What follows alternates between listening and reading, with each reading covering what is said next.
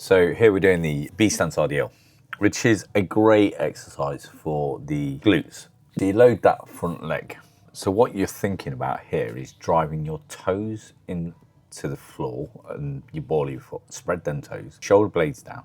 Some people say drive the hips back. I don't want to be driving the hips back too much. I want to be, imagine I'm trying to look over a cliff as I do this. As I look over that cliff, I'm then flexing at the hip to try and get that extension through that hip, that flexion through the hip, making sure I can then take that down nice and slowly. As I'm lowering this weight, I'm shifting my lower hip I'm dropping my opposite hip and I'm letting the body rotate. As I'm pulling back up, I'm squeezing through that hamstring glute, driving up, letting the glute and hamstring contract. I want to feel the tension through that hamstring as I do this.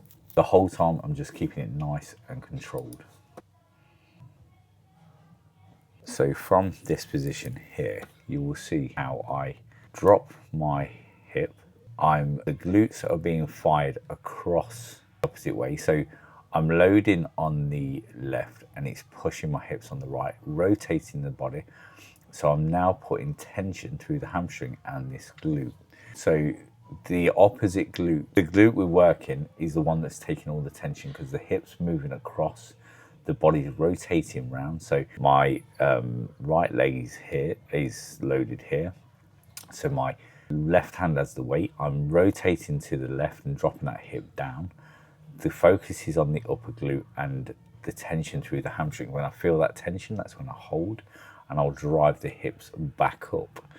But we're making sure that I'm rotating, lengthening. That's why we're doing it contralaterally through the movement. Slow, controlled, thinking always about how I'm putting my pressure through the foot and I'm not sitting back into it. You can see here, it's at the bottom of the movement. The focus is fully on that upper glute.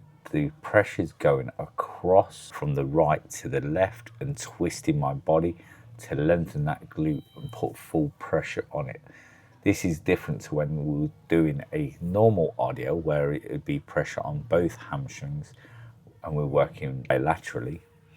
This is contralaterally, so the opposite arm is working to the opposite leg contralaterally and making sure that we are really getting that tension through the hamstring and that glute is lengthened as much as you can. So what I'm doing is just letting that hip shift over, or the pressure, the line of force is pulling the hip that way, which is then I'm allowing that with some rotation. So we're getting full work through that hip and glute. Making sure through the whole time, everything's stable, core's tight, and back's nice and flat. I'm thinking about that, shoulder blades down, look over the edge and squeeze, driving up. You notice I don't stand up straight because I don't want to lock the spine as I do this. It's got to be nice and tight throughout the whole movement, keeping it contracted and with good form.